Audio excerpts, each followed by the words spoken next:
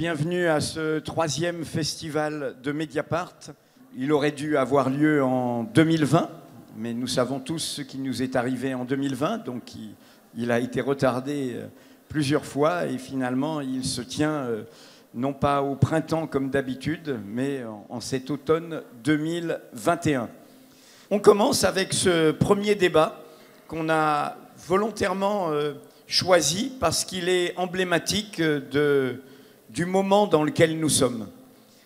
Ici, vous n'aurez pas de débat avec des idéologies racistes, ségrégationnistes, suprémacistes, sexistes. Ce sont des idéologies que nous combattons. Nous ne débattons pas avec elles. Mais nous voyons bien qu'un lieu comme celui-là, un journal comme le nôtre, est un peu aujourd'hui comme une contre-société médiatique dans le moment que nous vivons. Nous vivons un moment où la vérité est en péril. La vérité, c'est de découvrir, c'est notre métier, des vérités de fait, des informations, des savoirs, des connaissances. Notre métier est du côté du droit de savoir. Notre métier n'est pas du côté de l'opinion. On a tous des opinions, on a tous des convictions, on a tous des préjugés ou, de façon raisonnée, des partis pris. Mais pour qu'il y ait une société commune, il faut que ce débat d'opinion se passe avec en son cœur des vérités recoupées, sourcées, documentées, des vérités de fait. Le savoir n'est pas une opinion. Le nombre de places qu'il y a ici pour s'asseoir n'est pas une opinion. On les compte, on les vérifie. L'ensemble de notre travail, notre artisanat, c'est de produire ces vérités de fait. Nous sommes aujourd'hui au péril d'une fin de la vérité. Quand vous écoutez les chaînes d'information en continu, quand vous regardez le débat public français aujourd'hui, vous avez le blablabla des opinions. Les opinions remplacent les vérités. Et par ce statut qu'ont conquis les opinions, du coup, cela donne droit au pire mensonge, aux pires anti-vérités, c'est-à-dire aux pires idéologies. Vous le savez tous, c'est par cette ruse des opinions, de la liberté de tout dire. Comment on n'a pas le droit de tout dire, que désormais, dans notre pays, on peut dire les pires horreurs contre la diversité de notre peuple, contre celles et ceux qui ont une histoire particulière, une apparence particulière, une origine particulière. En d'autres termes, c'est comme ça que les idéologies criminelles retrouvent leur crédit. La liberté de tout dire. Et vous qui voulez empêcher ça, mais comment? Vous êtes le politiquement correct. Non, on n'est pas le politiquement correct. On est pour la liberté de chercher, la liberté de trouver, la liberté de révéler, mais avec des règles. Toutes les opinions ne se valent pas. La science, au sens de vérification, de sérieux, on l'a vu pendant la crise sanitaire, n'est pas simplement une opinion. Et désolé, mais penser qu'il y a des civilisations supérieures à d'autres, des origines supérieures à d'autres, des nations supérieures à d'autres, des cultures supérieures à d'autres, des croyances supérieures à d'autres, des apparences supérieures à d'autres, des sexes supérieurs à d'autres, des genres supérieurs à d'autres, ce n'est pas une opinion. Car c'est tout simplement la négation de ce qui nous fonde comme société commune. Nous naissons libres et égaux en droit, sans distinction d'origine, sans distinction de conditions, de croyances, d'apparence, de sexe et de genre. Voilà ce que je voulais dire en introduction pour dire d'où nous nous situons et quelque part pourquoi nous avons voulu faire ce festival à l'enseigne de toutes et tous présidents. Face à cette catastrophe qui est en cours, que nous voyons dans le débat public, qui nous révolte, nous devons parier sur nous-mêmes. Nous devons parier sur la mobilisation de la société. Nous devons parier sur nos solidarités, sur nos lucidités, sur notre responsabilité. Nous ne devons plus être spectateurs, ni attendre des sauveurs, mais nous en occuper comme nous le faisons avec Mediapart. Voilà ces quelques mots que je voulais dire pour introduire notre débat. Caroline Ibos et Éric Fassin sont deux universitaires. Deux universitaires entre la sociologie et aussi la science politique, qui sont compagnons de route de Mediapart depuis longtemps, qui suivent Mediapart dans le club participatif de Mediapart. Caroline Ibos a travaillé sur la question du care, qui est un concept qui vient des États-Unis, comment s'occuper de prendre soin, le soin des personnes. Et elle a travaillé sur la question des travailleuses domestiques, des nounous, des questions du quotidien, des questions ordinaires et qui sont au cœur, y compris de comment notre société tient grâce à sa diversité, car les familles bourgeoises qui sont bien contentes d'avoir des nounous et qui souvent vivent, par exemple, dans les immeubles qui nous entourent ici. Et Éric Fassin travaille, lui, sur des questions qui sont en écho, les questions de genre, les questions de masculinité, les questions de race. En clair, l'une comme l'autre sont au cœur de ce que l'on diabolise dans le débat public aujourd'hui. Cette idée qu'il y a des dominations dans notre société qui peuvent s'entrecroiser. La domination sociale, on est opprimé parce qu'on est ouvrier, parce qu'on est travailleur, parce que travailleuse, on a une oppression sociale, mais elle peut se cumuler avec une oppression non pas liée à la classe sociale, mais à l'assignation à la race, à l'apparence, à l'origine, et elle peut aussi se cumuler avec une oppression, et le récent MeToo nous l'a rappelé, liée au sexe, liée au genre, liée aux discriminations et aux violences sexistes ou sexuelles. Donc tous les deux travaillent là-dessus, au plus près, au fond, de la réalité de notre peuple et de ses conditions de vie. Tout cela à l'université Paris 8. Dans un laboratoire qui est le LEGS, laboratoire d'études de genre et de sexualité. Alors pourquoi sont-ils là? Parce qu'en juin dernier, on était encore dans toutes les contraintes de la pandémie, ils ont eu l'idée de faire un colloque en visioconférence sur, au fond, tout ce débat qui est empuanti par ce que vous entendez, islamo-gauchiste, séparatisme, pensée décoloniale, toute cette diabolisation de pensée, non seulement dans le débat public, mais à l'université. Des ministres, des intellectuels, des personnes apparemment très respectables ont lancé des appels dans les médias et ont lancé des pétitions dans les médias, des tribunes, pour dire qu'il faut chasser du débat public, mais des universités, des disciplines universitaires, des pensées qui sont de mauvaises pensées, des théories qui sont de mauvaises théories. Une sorte de chasse aux sorcières, en d'autres termes, qui a désigné, au fond, des disciplines comme étant des disciplines malfaisantes, comme on l'a fait dans des pays autoritaires, et tout d'un coup, cela a surgi dans notre pays. Et du coup, ils ont fait, du 7 au 10 juin, en visioconférence, un colloque. Un colloque avec un clin d'œil à un grande figure de la sociologie, qui est allemand, Max Weber, qui avait publié en 1919, et elles ont été publiées après, 2 conférences, donc après la Première Guerre mondiale, qui est une guerre qui, comme toutes les guerres, c'est la domination du mensonge. La première victime d'une guerre, c'est la vérité. Rappelez-vous, l'invasion de l'Irak a commencé par un mensonge de la Maison-Blanche, devenu un mensonge médiatique sur les armes de destruction massive. La guerre, sa première victime, avant de faire d'immenses dégâts, c'est la vérité. Et donc Max Weber, après la défaite de l'Allemagne et les dégâts de la Première Guerre mondiale, réfléchit à cette question dans une double conférence, le savant et le politique, où il parle d'ailleurs du journalisme.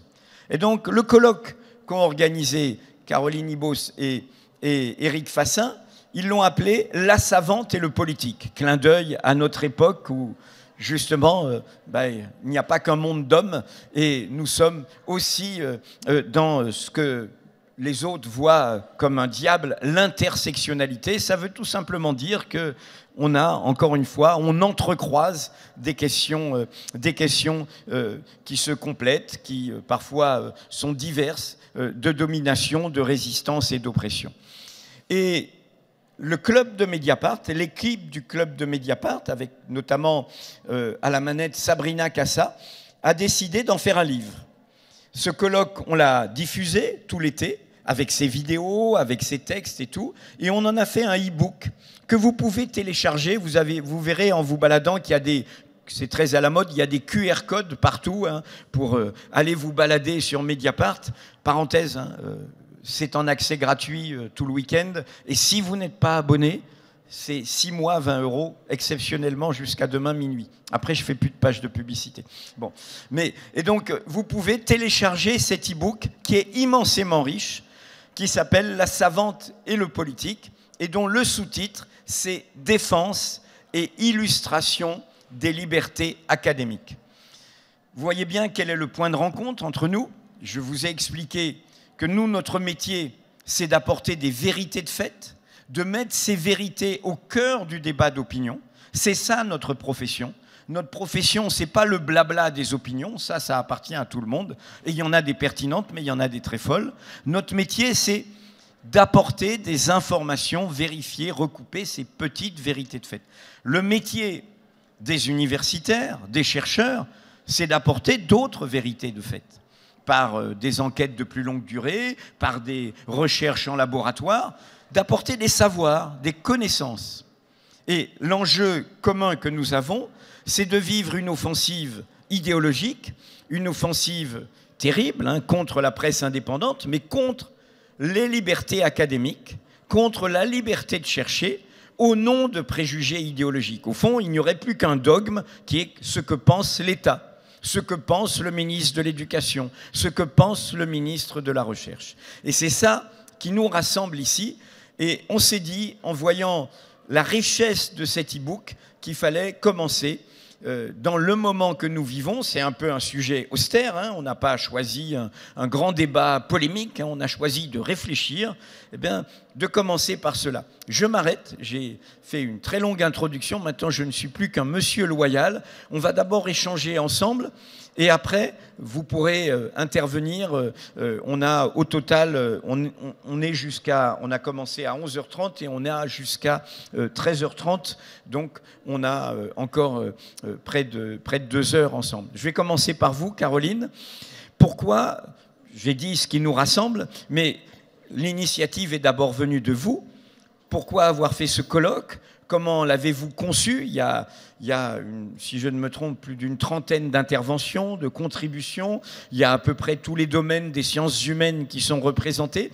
Comment ça vous est venu ? Comment vous avez organisé ça ? En plus, il y a quelque chose de très émouvant, c'est que la présidente de l'université qu'elle vous organisiez ça est venue et elle a lu un texte d'une philosophe espagnole au moment de la guerre civile en 1936, qui est au fond un texte un peu d'émotion sur la responsabilité des intellectuels, sur et comme on pourrait dire, la responsabilité des journalistes. Parce que tout le paysage médiatique que je vous décris, il faut quand même se poser la question. Quelle est la responsabilité de tous ces journalistes qui acceptent ça ? Zemmour, il ne s'est pas fait tout seul, hein, depuis 10 ans. Donc il y a quand même une question lourde qui est la responsabilité de notre profession dans la production de ces horreurs. Vous savez que, je m'arrête hein, bientôt, jeudi soir, en même temps, et vous pourrez rencontrer la rubrique internationale de Mediapart, en même temps qu'il y avait le débat avec Zemmour, en même temps il y avait le débat en Allemagne, le dernier débat avec tous les partis politiques pour les législatives allemandes qui ont lieu demain. Eh bien, dans ce débat, une seule fois, et comme une incise, et comme en passant, et pas du tout comme un sujet central, le mot migrant a été prononcé une seule fois. Il n'a pas été question d'identité, il n'a pas été question d'immigration, il a été question d'écologie, de questions sociales, de questions européennes. Bon, les questions qui concernent tout le monde, en Allemagne, juste à côté. Et chez nous, on est empuanti par autre chose. Caroline, à vous. Merci beaucoup d'abord de cette invitation. Effectivement, on a fait ce colloque, La savante et le politique en juin, et on a été soutenu par Mediapart dès le départ, et c'était très important pour nous, parce que c'est aussi ce qui donne une résonance à ce que l'on fait, et qui permet que ce que l'on fait sorte hors les murs de l'université. Donc c'était vraiment très important, d'autant plus qu'il n'y a eu aucun écho nulle part, dans les journaux, dans la presse. Pourtant, on avait prévenu des journalistes qu'on allait faire ce colloque et que c'était quand même le premier événement consacré aux libertés académiques violemment attaquées. Aucun écho, sauf le soutien de Mediapart, et un soutien vraiment jusqu'au bout, puisque on a publié tout l'été les vidéos intégrales du colloque. Donc vous pouvez le voir sur Mediapart. Il y a une chaîne, La savante et le politique. Et puis aujourd'hui, cet e-book. Donc vraiment, merci beaucoup. Et ce débat. Donc heureusement que vous êtes là. C'est important pour nous. Et ça vient effectivement mettre en lumière cette nécessité des alliances. Cette nécessité des alliances entre la science, pour le dire de manière un peu vague, ou l'université, pour le mettre dans des murs, dans des lieux, et la presse. Alors pourquoi on a fait ce colloque? En fait, on l'a fait... C'est d'abord une idée qu'on a depuis longtemps. On voulait depuis longtemps faire une sorte de grand colloque qui soit consacré à ce qu'on appelle les savoirs minoritaires, ou la manière dont les sciences sociales s'emparent de ce sujet des minorités, et dont les minoritaires, que ce soit des minorités de genre, des minorités dans les sexualités, des minorités de race, participent à l'élaboration des savoirs et bouleversent les savoirs et les sciences sociales. Donc ça, c'était une idée qu'on avait depuis longtemps, d'où ce titre, La savante et le politique, qui vient effectivement déstabiliser le titre canonique de Max Weber, et qui, en le déstabilisant, ça sonne un petit peu bizarrement. La savante et le politique, on ne sait pas trop de quelle savante on parle, alors que le savant et le politique, immédiatement, ça s'inscrit dans l'universel. On voit très bien que cette figure du savant, c'est une figure universelle. Donc la savante et le politique vient mettre en abîme, finalement, tous les biais de domination, de genre et au-delà qu'il y a dans la construction des savoirs. Et puis, à partir de juin 2020, donc quand on sortait du confinement, il y a commencé à y avoir des attaques très précises, très ciblées, émanant, comme on dit, des plus hauts sommets de l'État, c'est-à-dire du président de la République, contre les scientifiques, contre les universitaires qui, dit-il, sont coupables d'avoir cassé la République en deux. Ce terme de casser la République en deux, bien sûr, ça introduit le séparatisme qui va faire l'actualité quelques mois plus tard. Et puis, il y a une sorte d'enchaînement de séquences. Donc, il y a d'abord Emmanuel Macron qui dit cela. Ensuite, il y a Jean-Michel Blanquer qui, dans le sillage de l'affaire Paty, instrumentalise cette affaire pour mettre en accusation les universitaires, qu'il accuse de complicité avec le terrorisme. Et puis, finalement, il y a... je fais vite parce qu'en fait, c'était toutes les semaines que ces thèmes de l'islamo-gauchisme étaient repris. Mais il y a, de manière encore plus violente, notre ministre de l'Enseignement supérieur et de la Recherche, qui est donc supposé être là pour nous protéger, qui, à l'Assemblée nationale, vient pointer des savoirs précis qu'elle énonce, les études de genre, l'intersectionnalité, les études postcoloniales, les études décoloniales. Donc on pourra revenir, je pense, dans le débat sur ces différents champs, et qui annonce qu'elle va ouvrir une enquête pour enquêter contre les universitaires, contre ces champs et contre les personnes qui portent ces champs. Donc, ces champs de recherche. Et donc, là, ce colloque qu'on avait en tête, on s'est dit qu'il fallait que ce soit l'arène, qu'il fallait que ce soit le moment d'une réflexion collective sur ces questions-là, d'une réflexion collective qui s'adresse aussi à toutes et à tous. Et donc, on a organisé ce colloque en ligne qui a été très suivi. En général, dans les colloques universitaires, il y a quelques dizaines de personnes. Là, il y a eu vraiment beaucoup de monde. Il y avait quelques centaines de personnes, au point qu'il a fallu qu'on change notre abonnement Zoom pour que tout le monde puisse se connecter. On était un peu même inquiets devant l'ampleur de ce colloque. Et je vais peut-être m'arrêter là, parce qu'autrement, je vais parler pendant 2 heures. Donc, je vais faire circuler un peu la parole. Juste pour dire un petit peu, on avait organisé ça donc, en table ronde, autour des savoirs, autour des relations entre pouvoir et savoir en ce moment, autour du thème de l'anti-intellectualisme comme stratégie politique, c'est-à-dire pas l'anti-intellectualisme comme bêtise ou comme ignorance, mais vraiment comme stratégie politique. Et on a réuni une trentaine de collègues, de chercheuses, de chercheurs, de nationalités différentes, dans des champs différents.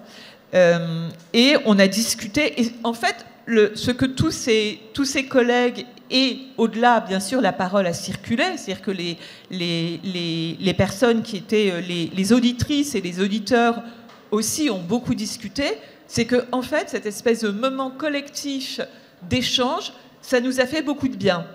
Ça nous a fait beaucoup de bien. Donc, ce collectif, ça a recréé une énergie, une puissance, bien sûr, de pensée collective, mais aussi d'action. Donc, c'était très important. Et la deuxième étape, ça a été d'en faire, comme on fait à l'université, des actes de colloque. Donc, un livre. Ce livre, il ne reprend pas absolument toutes les interventions du colloque, mais une grande partie, puisqu'il y a 18 auteurs, plus le texte de la philosophe espagnole, plus votre introduction. Donc, c'est vraiment quelque chose qui est large. Et les textes, j'espère que vous lirez ce livre, ce sont des textes brefs, donc des formes courtes, et des formes, je pense en tout cas, qui sont ouvertes au dialogue. C'est-à-dire que ce n'est pas quelque chose de refermé sur les savoirs, mais c'est au contraire une manière de s'adresser. Il y a une adresse au plus grand nombre, au public, au contre-public, aux personnes concernées par ce que l'on dit, pour essayer d'inscrire cela, ce moment d'élaboration et de co-construction des savoirs, de le réinscrire dans quelque chose qui est de l'ordre du dialogue démocratique. Et donc on est vraiment très heureux, Éric, moi, mais aussi toutes les autrices et les auteurs, que ce texte que ce livre soit depuis hier ou avant-hier gratuit, et c'est très important aussi. Il est téléchargeable gratuitement. C'est très important pour nos étudiantes, pour nos étudiants, qu'il y ait un livre gratuit. Et donc, il est téléchargeable depuis hier sur Mediapart. Merci, Caroline. Je vais demander, Éric Fassin, avant qu'on monte sur cette estrade, a dit « Oh, je suis un peu énervé quand même. Voilà, il a une colère qu'il a envie de partager. Et je voudrais qu'à cette occasion, Éric nous explique aussi, parce que c'est expliqué dans le livre, comme vient de le dire Caroline, il y a la ministre des Universités a organisé la chasse aux sorcières en demandant une enquête, en prétendant demander une enquête au sein de l'université sur les mauvais enseignements. On verrait ça plutôt chez M. Orban en Hongrie ou dans des pays plus explicitement autoritaires. En tout cas, c'est une dérive autoritaire manifeste. Et donc, une partie des contributeurs, d'ailleurs vous en êtes, je crois, a fait un recours devant le Conseil d'État pour dire « Mais c'est quoi cette enquête? Elle est où pour montrez-nous cette enquête ». Et donc, si vous pouviez en parler, Éric, tout en nous expliquant l'enjeu politique. On a bien vu l'enjeu pédagogique, universitaire, de savoir, de connaissance, de résistance, mais il y a aussi un enjeu politique qui nous concerne tous. Merci beaucoup Edoui, et merci aussi à Sabrina Akassa, puisqu'elle a en particulier accompagné ce e-book depuis le début, et merci à Mediapart. On l'a dit, c'est important pour nous, dans un moment où l'espace public, disons, ne va pas très bien, de pouvoir rencontrer des soutiens et d'avoir des points d'appui pour essayer qu'il y ait de véritables discussions. Edoui disait tout à l'heure notre responsabilité, et c'est effectivement un sentiment de responsabilité, et en particulier de responsabilité vis-à-vis de nos étudiantes et de nos étudiants, parce que ces politiques aujourd'hui d'intimidation, elles ont des effets directement sur les jeunes générations avec lesquelles nous travaillons en tant qu'enseignantes et enseignants. Comment oser aujourd'hui s'engager dans une thèse sur des sujets qui sont stigmatisés par le président de la République lui-même, avec ensuite l'accusation de complicité intellectuelle avec le terrorisme par le ministre de l'Éducation nationale, et avec l'accusation de gangrener la société lorsque c'est la ministre de l'Enseignement supérieur et de la Recherche qui parle. Donc oui, s'il y a une colère, c'est que je trouve que les responsables politiques sont à la fois tout à fait responsables de ce qui est en train d'arriver, mais se conduisent de manière tout à fait irresponsable. Donc il nous incombe d'essayer le plus possible de revendiquer et si possible d'incarner une responsabilité qui est la nôtre. C'est de ne pas dire n'importe quoi. Pour ma part, je m'intéresse depuis un certain temps à d'autres pays que la France, tels que, par exemple, le Brésil, tels que, par exemple, les États-Unis depuis plus longtemps. Et on s'aperçoit que s'est développé, avec Bolsonaro d'un côté, avec Trump de l'autre, une politique du n'importe quoi. C'est-à-dire que ça n'est pas simplement de dire des choses fausses, les fake news dont on parle beaucoup. Après tout, le langage de la propagande, on connaît bien. Ça n'est pas nouveau. La relative nouveauté, c'est le fait de dire absolument n'importe quoi. Et à partir du moment où on dit absolument n'importe quoi, il est très difficile. On voit bien aujourd'hui toutes les rubriques dans les médias de désintox, désinfox, etc. C'est très bien, c'est très utile, mais ça veut dire qu'on est en train de discuter avec n'importe quoi. On ne peut pas réfuter n'importe quoi. N'importe quoi, ça n'est pas un mensonge, c'est de la confusion. Et il est très important, je crois que c'est bien entendu le cas pour le métier de journaliste, mais c'est le cas pour le métier d'universitaire, de travailler à ne pas dire n'importe quoi. C'est-à-dire de faire en sorte que les mots aient un sens, qu'on ne puisse pas dire une chose et son contraire, qu'on ne puisse pas inventer des histoires, alimenter des rumeurs, etc. Donc, pas simplement refuser le mensonge, refuser les fake news, mais plus profondément encore, combattre le n'importe quoi qui sape les fondements même de la démocratie. Si on peut dire n'importe quoi, eh bien plus rien n'a de valeur. Or, nous nous battons pour des valeurs, et des valeurs qui ont à voir avec la vérité. Non pas des vérités théologiques, nous ne sommes pas du point de vue de Dieu, c'est précisément ce que nous revendiquons à travers les savoirs situés, c'est qu'on parle à partir d'où on est. C'est bien pour ça que c'est la savante et le politique. Même si d'ordinaire je parle au masculin, eh bien dans ce cas-là, je n'ai aucune difficulté à endosser ce féminin, parce que c'est une manière de nous rappeler que le savoir n'est pas neutre. Mais ça ne veut pas dire qu'on dit n'importe quoi. Il y a des règles du jeu. On doit essayer d'être le plus rigoureux possible. C'est quelque chose qu'on voit aujourd'hui dans le monde universitaire. Tous ces gens qui se mobilisent et qui nous parlent de tout ça, qu'est-ce qu'ils y connaissent? Est-ce qu'ils ont lu quelque chose? C'est pour ça qu'on parle d'anti-intellectualisme. Lorsque, par exemple, vous avez un observatoire du décolonialisme, on pourrait imaginer qu'il y a un camp qui s'appelle le décolonialisme. Eh bien, pas du tout. Il y a un concept qui s'appelle la décolonialité. Mais vous voyez, ça veut dire que finalement, peu importe, où il y a des gens qui s'en prennent à ce qu'ils croient être un concept qui serait le racisme systématique. Autrement dit, il y aurait du racisme tout le temps, partout. C'est pas du tout ça, c'est le racisme systémique. Donc, qu'est-ce qui se passe aujourd'hui? C'est qu'il y a des gens qui disent n'importe quoi. Et la mauvaise monnaie chasse la bonne. Autrement dit, quand on dit n'importe quoi, eh bien c'est ça qui constitue le bruit de fond. C'est contre cela que nous essayons de nous constituer comme un collectif universitaire. Et un des points importants à nos yeux dans ce collectif, c'est que tout le monde n'est pas d'accord. Par exemple, sur un point très précis, vous savez peut-être qu'on attaque beaucoup aujourd'hui ce qu'on appelle l'écriture inclusive. L'Académie française et le ministre de l'Enseignement se mobilisent sur cette question qui, manifestement, est le danger principal qui nous guette dans un contexte de campagne présidentielle. Si vous regardez ce volume, vous vous apercevez qu'il y a des personnes qui recourent à l'écriture inclusive, d'autres non. Et c'est très bien ainsi. Parce que le but n'est pas d'imposer une nouvelle norme, mais de soulever de nouvelles questions. Donc ce que nous essayons de faire, c'est de considérer que le travail critique, c'est-à-dire un rapport au monde qui n'est pas simplement des évidences, parce que sinon, si c'est juste pour que le travail scientifique dise la même chose que le sens commun, à quoi servons-nous ? Nous sommes là pour essayer de ne pas prendre pour acquis ce qui est présenté comme des évidences. Alors je reviens maintenant à la responsabilité des responsables politiques. Ils ne sont pas les seuls et ils ne sont pas les premiers. Après tout, les réseaux sociaux nous attaquent depuis très longtemps. Les courriers anonymes, etc. Mais aussi les magazines.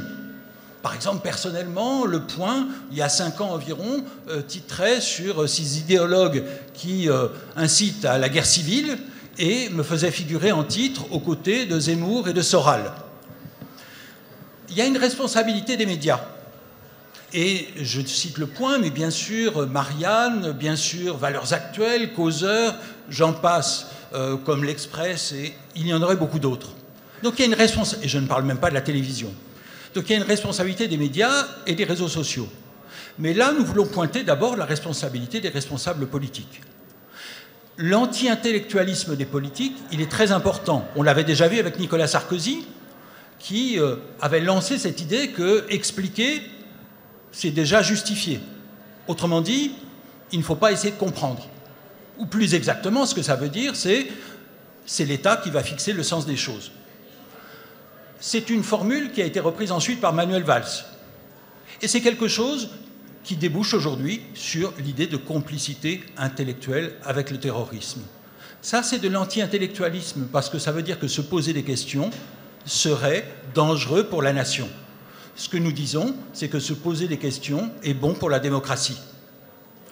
Peu importe que les auteurs et les autrices soient d'accord entre eux et entre elles, nous avons un point commun, c'est que nous défendons l'idée qu'on ne peut pas dire n'importe quoi et qu'on doit essayer de valoriser le travail intellectuel parce que c'est une réflexion sur le monde qui n'est pas réservée aux intellectuels, qui n'est pas réservée aux universitaires. Et nous le savons bien, puisque nous enseignons.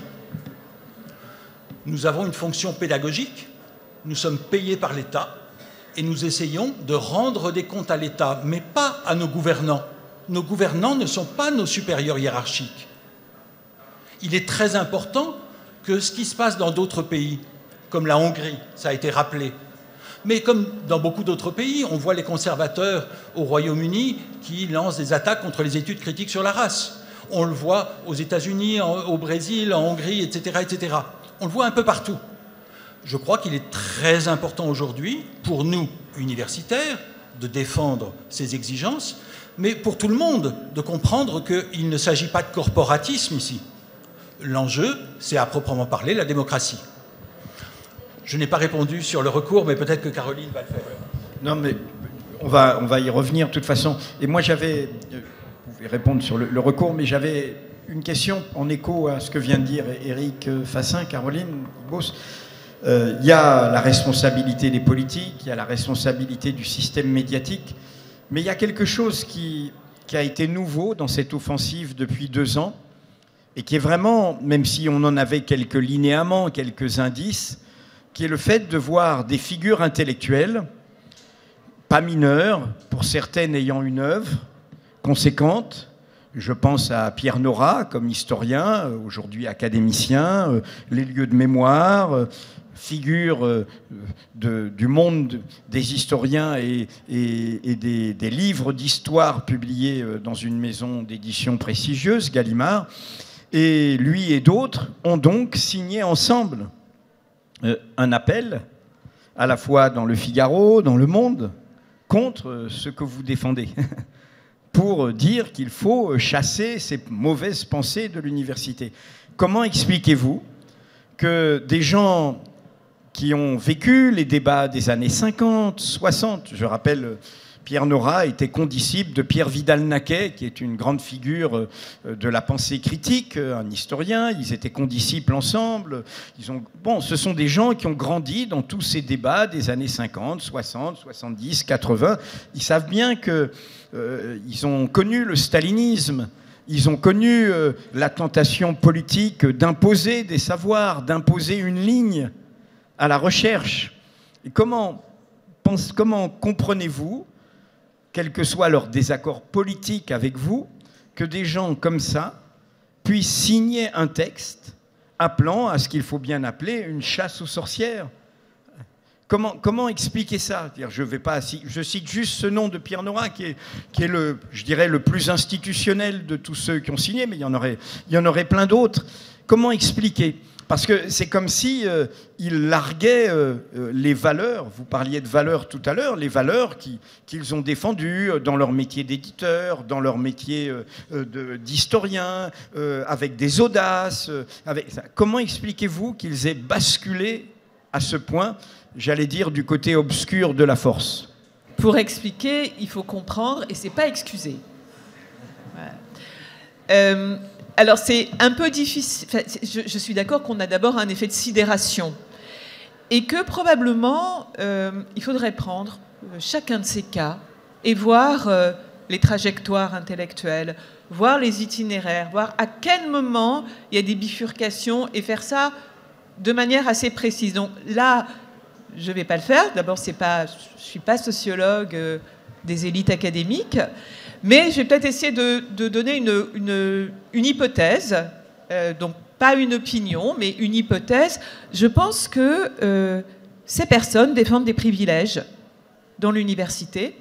Je pense qu'ils ont des positions de pouvoir, des positions de privilèges, et qu'ils voient un monde qui bascule, ils voient leur monde, le monde où certes ils ont défendu des idées, mais ils étaient en position de puissance. Et là, je crois qu'il y a quelque chose qui se passe qui les dérange.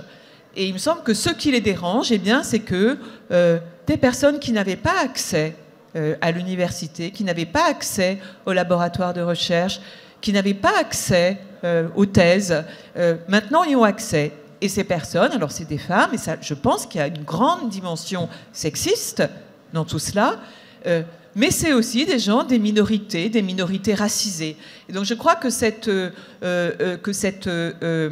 remise en cause des privilèges, parce qu'il y a tout de même un aspect générationnel, ce sont très majoritairement des hommes d'un certain âge, blancs. Donc là, il y a une espèce quand même des caractéristiques sociologiques de base. Encore une fois, je suis bien consciente que ça ne suffit pas, que ce que je dis ne suffit pas, mais c'est une sorte d'hypothèse. Et donc, je crois qu'on est vraiment là dans l'intersectionnalité. C'est-à-dire que le pouvoir universitaire s'est construit à l'intersection des rapports sociaux et des rapports de domination, et que là, il y a quelque chose qui bouge, qui se dénoue dans ces rapports, dans cette intersectionnalité, et que, par exemple, s'il y a une femme racisée qui est professeure des universités, elle va se retrouver en butte, et c'est raconté dans notre livre, elle va se retrouver en butte à des stratégies de disqualification, d'accusation, de condescendance, de mépris de la part de ces personnes. Donc voilà, je crois qu'il y a une espèce de complexité que justement, c'est pour le comprendre, il faut remettre ça à la fois dans des débats intellectuels, mais aussi dans des structures sociales et dans des analyses systémiques. C'est-à-dire que finalement, il n'échappe pas à ces rapports systémiques de pouvoir, alors même qu'il pourrait y échapper. Et c'est là qu'on ne peut pas les excuser, parce qu'ils ont tous les moyens intellectuels, conceptuels, argumentatifs pour s'extraire. Et ils ne le font pas. Et là, il y a une véritable responsabilité qui fait que, oui, maintenant, et la chose la plus désagréable, c'est que, en revanche, eux ont une sorte de pouvoir médiatique. C'est-à-dire que ce qui se passe dans le champ universitaire ne se produit pas dans le champ médiatique. Cette espèce de redistribution ou d'ouverture des champs, des positions universitaires à des minorités de genre, de race, ça ne se passe pas tellement pour les intellectuels médiatiques. Et les intellectuels médiatiques restent, eux, largement des gens qui captent et qui entendent protéger leurs privilèges. Est-ce que vous voulez répondre sur quand même cette procédure que vous avez faite au Conseil d'État contre la ministre pour qu'elle sorte sa fameuse enquête? Est-ce qu'on va la voir? Voilà. Oui, alors l'enquête de Frédérique Vidal, c'était quelque chose de tout de même très violent. Et donc, on s'est demandé qui allait faire cette enquête, comment elle allait être mise en place, qui serait visé. Et on s'est demandé ça tout de même avec une certaine inquiétude. On a vu, comme Éric le disait, des effets très concrets de cette menace, avec des personnes qui changent de sujet de thèse, des personnes des colloques où on n'ose plus trop parler. Donc déjà, il y a eu un effet d'intimidation. Et donc, on a fait un recours. On est 5 universitaires à avoir fait un recours devant le Conseil d'État contre cette décision de faire une enquête. C'est-à-dire ce qu'elle dit à l'Assemblée nationale peut être assimilé à une décision. Elle dit « je vais faire une enquête », c'est une décision administrative. Donc on a fait un recours devant le Conseil d'État. Alors ce qui est intéressant, je trouve, c'est que finalement on est assez démunis politiquement pour s'opposer à notre ministre.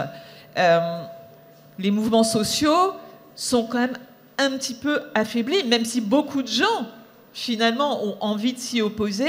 Il y a un affaiblissement des mouvements sociaux et aussi des difficultés de plus en plus grandes et physiques à s'emparer de la rue, par exemple, pour aller protester. Donc on s'est saisi du droit. On s'est saisi du droit et finalement, le recours juridique est devenu une arme, de notre côté, politique dans cette lutte. Donc on a assigné, si on veut dire, c'est pas le bon terme, mais une ministre devant le Conseil d'État qui a pris notre recours au sérieux en disant que effectivement c'était une décision et qui a demandé des comptes à la ministre qui pour l'instant n'en rend pas. Donc on ne sait toujours pas s'il y a une enquête ou s'il n'y en a pas. On ne sait pas s'il y a un projet d'enquête et qui ferait cette enquête, mais de toute façon, dans un cas comme dans l'autre, les dégâts sont là. C'est-à-dire que s'il y a une enquête, c'est terrible, mais s'il n'y a pas d'enquête, les effets de l'intimidation, ils sont perceptibles. Ils sont déjà perceptibles. Le recours est pour, au fond, excès, abus de pouvoir. C'est-à-dire qu'une ministre des universités, qui est normalement garante de la protection des libertés académiques, qui demande une enquête presque disciplinaire, comme on va voir les mauvais penseurs, les mauvais enseignants, non pas à cause de leur pratique pédagogique, mais de ce qu'ils pensent, de quel est leur terrain de recherche. Donc c'est évidemment un abus de pouvoir. Éric, avant qu'on passe aux questions de la salle, j'avais une autre question. Parce qu'au fond, il faut déplier tout ça de manière pédagogique par rapport à ce n'importe quoi dont vous parliez tout à l'heure. Je trouve l'exemple le plus caricatural dans le débat récent des 15 derniers jours du n'importe quoi, ça a été ce débat sidérant, y compris dans des émissions sérieuses, sur les prénoms. Il faut avoir des prénoms bien français pour être un bon français. Bon. Alors, je me suis amusé à regarder tous les prénoms des criminels politiques de notre histoire moderne. Comment il s'appelait, le type qui a signé le statut des Juifs, là Philippe Pétain. Comment s'appelait son chef de la police qui a dit « N'oubliez pas les enfants pour les déporter » René Bousquet. Comment s'appelait le type qui a légalisé politiquement la torture pendant la guerre d'Algérie? Il s'appelait Robert Lacoste, socialiste par ailleurs, ce qui prouve que l'origine ne protège de rien. Et puis comment s'appelait, on va célébrer et commémorer le 60e anniversaire, l'homme qui a fait le massacre des Français musulmans d'Algérie le 17 octobre 61 à Paris. Vous avez l'association d'ailleurs au nom de la mémoire qui est là et que vous pouvez rencontrer avec Mehdi Lalaoui et Samia Messaoudi. Il s'appelait Maurice Papon. Tout ça pour dire que c'est ridicule, quoi, que le prénom, voilà, que c'est une façon de dire no way, quoi. On va pas débattre de ça, quoi. Bon. Mais j'en viens à qu'est-ce qu'il y a derrière ça, et est-ce qu'au fond c'est pas l'éléphant qu'il faut mettre au cœur du débat? C'est la question coloniale. Ces gens, de quoi ont-ils peur? Du fait que notre pays, eh bien, dans sa vitalité populaire, il dénoue cette question que nos élites ne veulent pas dénouer. Vous qui connaissez bien le débat américain, aux États-Unis, le débat pour les droits civiques, le combat pour les droits civiques, dans les années 60, est venu du fait que des gens divers, pas tous des radicaux, des pasteurs, des rabbins, ont dit c'est pas parce qu'on a aboli l'esclavage que la question est terminée. La ségrégation travaille le pays, le racisme travaille le pays, et d'où est né ce qui est un fond commun des gauches américaines, justement, ce qu'on appelle avec beaucoup de xénophobie en France, en le regardant comme ça, ah, c'est des débats anglo-saxons, le wokisme et tout.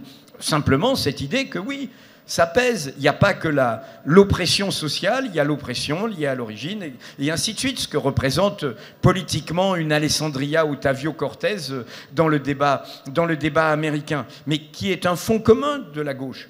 La France, la gauche française n'y est pas arrivée, parce qu'elle a fait comme si, depuis 62, indépendance de l'Algérie, la question coloniale, c'est plus notre problème. Ils sont indépendants, c'est plus notre problème. Alors que bien sûr que ça l'est. Premièrement, on reste une puissance coloniale directe, on est la dernière du monde en tant que petit empire colonial, mais surtout, la question coloniale, elle traverse notre société, elle traverse son histoire, elle traverse tout ce que partagent des familles, ce que partagent des quartiers, ce que partagent des communautés, et ainsi de suite. Et au fond, c'est ça qu'ils ne veulent pas. C'est de ça dont ils ont peur. D'où le fait que ces mots islamo-gauchistes, pensée décoloniale, c'est cet éléphant-là, ils veulent le faire, je ne sais pas comment ils peuvent le faire sortir, il ne peut pas sortir, il est là, nous sommes là. Et ça concerne des millions de Français, ce n'est pas seulement lié à l'origine, nous sommes tous concernés, beaucoup par nos itinéraires, nos histoires partagées, par ça. Est-ce que c'est une bonne hypothèse? Je répondrai en tant qu'homme blanc vieillissant. Parce qu'effectivement, comme le disait tout à l'heure Caroline, ça n'est pas un déterminisme simple. On n'est pas condamné en fonction de sa position à tenir un discours ou un autre. La question, c'est qu'est-ce qu'on fait de ce qu'on est, de sa position, etc. Et manifestement, il y a des gens qui étaient et restent très contents du monde tel qu'il va, et donc qui, voyant changer le monde, sont pas contents du tout. Et il y a des gens, et nous en faisons partie, qui trouvent qu'il y a quand même des choses qui ne vont pas. Je crois que c'est ça l'enjeu actuellement. C'est on est content ou pas?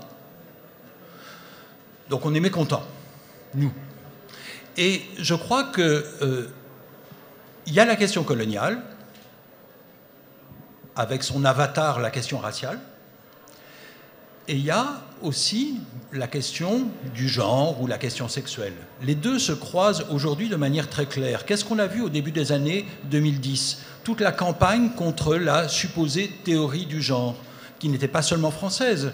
Les campagnes contre l'idéologie du genre, on les a rencontrées un peu partout dans le monde. Ça a joué un rôle très important dans l'élection de Bolsonaro. À certains égards, ce qu'on voit, c'est une logique proprement intersectionnelle, c'est-à-dire qui articule ces dimensions de genre et de sexualité, de race et de classe. Le fascisme aujourd'hui est intersectionnel. Regardez Trump. Trump joue la carte du sexisme. Il joue la carte du racisme. Et il joue avec la classe constamment, c'est-à-dire en opposant les petits blancs aux minorités sexuelles et raciales. Ça n'est pas exotique. C'est la même chose qui se passe aujourd'hui en France. C'est bien autour de ça qu'on retrouve aujourd'hui un polémiste condamné pour racisme, mais qui n'a pas encore été condamné pour ses pratiques sexistes et qui, eh bien, occupe la scène. C'est bien de l'intersectionnalité. Donc je crois que nous avons à réfléchir là-dessus. Pendant très longtemps, on nous a dit « ça, c'est pas des histoires françaises, c'est des histoires américaines ». Comme j'ai beaucoup travaillé sur les États-Unis, on m'a dit que si je parlais de questions sexuelles ou des questions raciales, c'est que j'étais américanisé, parce qu'il y avait une singularité française qui était qu'en France, ça se passe bien, que les Noirs sont contents, que les femmes sont contentes. C'est ça qu'on nous raconte. Or, en fait, le problème n'est pas que les Noirs ne soient pas contents ou que les femmes ne soient pas contentes. Ou, je prends ces deux exemples, mais on pourrait multiplier, bien sûr, la liste. Ce n'est pas uniquement ça le problème. Le problème, c'est que, quelle que soit notre couleur de peau, que nous soyons un homme ou une femme ou ne nous reconnaissions dans aucune de ces deux catégories, etc., dans tous les cas, on doit se sentir concerné. Je pense que le problème du racisme, ce n'est pas le problème de ceux qui subissent le racisme, c'est le problème de tout le monde. Le problème du sexisme, ce n'est pas le problème seulement de celles qui subissent le sexisme, c'est le problème de tout le monde. Il est très important de le revendiquer. Bien sûr, on n'est pas dans les mêmes positions les unes et les autres pour parler de ces questions. Ce n'est pas indifférent de savoir si on le subit ou pas. Mais quand même, on ne peut pas s'en laver les mains. Qu'est-ce qui se passe depuis quelques années? C'est que quand on porte ces questions, on est accusé de participer d'une gauche identitaire. Et si on appartient à une minorité, de faire du communautarisme. Comment ne pas voir que les questions d'égalité sont des questions qui n'ont rien à voir avec l'identité, le communautarisme, le séparatisme, etc. Et comment ne pas voir que les personnes qui nous brandissent aujourd'hui l'accusation d'être une gauche identitaire sont en fait une droite identitaire, même quand elles se réclament de la gauche. Peu importe. La logique identitaire, c'est celle qui nous est opposée lorsqu'on nous dit « ne parlez pas de tout ça », c'est-à-dire « ne parlez pas d'égalité », restons bien français. C'est la bataille des prénoms. Donc bien sûr, c'est l'histoire coloniale, mais ce n'est pas seulement le passé, c'est le présent, la réalité de la ségrégation dans notre pays, qu'on voit bien dès qu'on prend le métro. Tout le monde le sait. Tout le monde sait bien que tout le monde n'a pas les mêmes emplois dans notre société. Tout le monde sait bien que les femmes sont moins payées. Tout le monde le sait. Donc la question, c'est de quoi s'indigne-t-on? Comment se fait-il que des collègues universitaires aient pu, ces dernières années, trouver que l'urgence était contre l'islamo-gauchisme? Comment se fait-il que ces collègues n'aient pas vu que les transformations néolibérales de l'université mettaient en cause l'autonomie universitaire, qu'on a de plus en plus de mal à faire son travail, non seulement parce qu'il y a un appauvrissement de l'université qui pèse d'abord sur nos étudiantes et nos étudiants, mais aussi parce qu'on nous demande de prouver que nous sommes rentables en quelque sorte, ce qui évidemment est impossible, ça n'a pas de sens. Donc nous sommes soumis à des logiques d'évaluation qui nous empêchent de faire notre travail. Ces logiques néolibérales, ce sont aussi des logiques xénophobes. Où étaient les collègues qui aujourd'hui s'inquiètent de l'islamo-gauchisme quand le gouvernement a institué un programme qui s'appelle « Bienvenue en France », avec une ironie cruelle, puisque ça multipliait par 15 les frais d'inscription pour les étrangers extra-européennes et européens. Où étaient-ils, où étaient-elles, ces collègues qui ont l'air de prendre au sérieux le travail intellectuel et qui le revendiquent, mais qui en réalité parlent en étant très loin de ces réalités, très très loin, en ne se souciant pas des étudiantes et des étudiants. Au contraire, en déplorant que ces étudiantes et ces étudiants se posent des questions qu'ils et elles ne se sont jamais posées. En fait, quand on enseigne, on est très content, ou on devrait être très content, que les générations qui viennent après nous se posent des questions nouvelles, c'est-à-dire qu'elles soient vivantes. Celles et ceux qui viennent après nous ne sont pas là pour répéter ce que nous avons dit. Et c'est précisément ça, je pense, le sens de la bataille à l'intérieur de l'université aujourd'hui, c'est est-ce que nous voulons qu'après nous, ce soit pareil qu'avant nous? Eh bien, pour ma part et pour notre part, si nous faisons ce travail collectif, c'est pour espérer que certaines choses changent. Je crois que Caroline voulait ajouter un petit mot et après, il y aura un micro on va prendre plusieurs interventions, questions de la salle.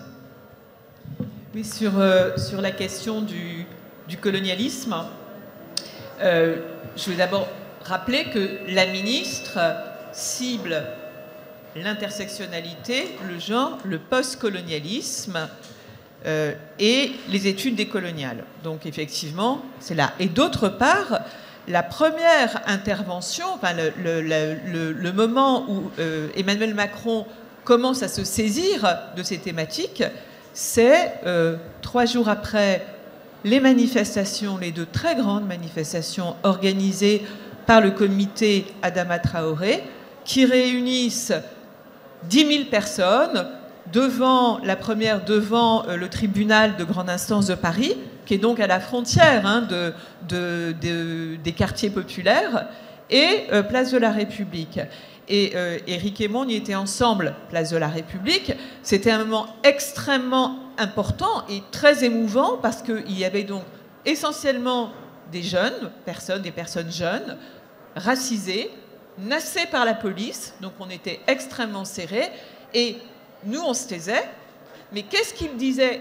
Il y avait 2 choses, 2 slogans, 2 phrases: pas de justice, pas de paix, ça on voulait bien le dire, et l'autre c'était on est français. Et cette phrase dite par des milliers de jeunes gens racisés, ce on est français, je crois que ça, c'était quelque chose d'insupportable, qui a fait peur, qui a vraiment effrayé, en tout cas, le président de la République, qui rebondit là-dessus, en disant il y a une responsabilité des intellectuels. Donc bien sûr, la question coloniale, quand on parle de post-colonial, le post n'est pas chronologique, c'est une reconfiguration du colonialisme. La question coloniale, elle traverse complètement la société, les débats politiques, les débats académiques, et il y a des positions qui s'organisent par rapport à cela. Ce on est français me fait penser, il y a une histoire qui est aujourd'hui totalement caricaturée dans le débat public. Vous pourrez retrouver le reportage qui avait été fait sur Mediapart au lendemain, je pense à la manifestation contre l'islamophobie de 2019, il y a 2 ans. On y était, on a raconté, contrairement à toutes les choses que vous entendez, il y avait des papis, des mamies, des familles, familles venues des quartiers populaires, avec encore une fois toutes les générations, comme on le fait quand on... Et c'était le cas d'ailleurs du 17 octobre 61, quand on n'est pas habitué à manifester et qu'on manifeste pour ses droits fondamentaux, on vient bien habillé, on vient avec une dignité, une tenue. Et moi, j'ai été bouleversé, comme ce on est français est bouleversant, d'entendre ces papis-mamies dire « Laïcité, on t'aime, on t'adore, protège-nous. Laïcité, on t'aime, on t'adore, protège-nous. » Et c'est cette manifestation qui est caricaturée comme une manifestation anti-laïque. Enfin bref, tout ça pour dire que tout ça, ce sont en effet des monstruosités. Alors, nous avons beaucoup parlé de ce vieux monde qui est en train de mourir, qui ne veut pas mourir, mais... Le nouveau monde, il est là, il s'invente et il a la parole. On va prendre plusieurs, à main, on va essayer d'alterner parité, homme, femme, femme, homme. Il y a une femme là, déjà. On va commencer par une femme. Bonjour à tous. Moi, je voudrais savoir si vous partagez le constat suivant, où il y a un vrai décalage entre les sujets des débats politiques et la réalité de la société civile. C'est-à-dire, par exemple, les sujets sur l'immigration On nous parle constamment des difficultés ou des musulmans à s'intégrer, etc. Ou d'un Gérard Darmanin qui a été soupçonné de viol et pour qui ça ne pose pas de problème pour maintenir son poste.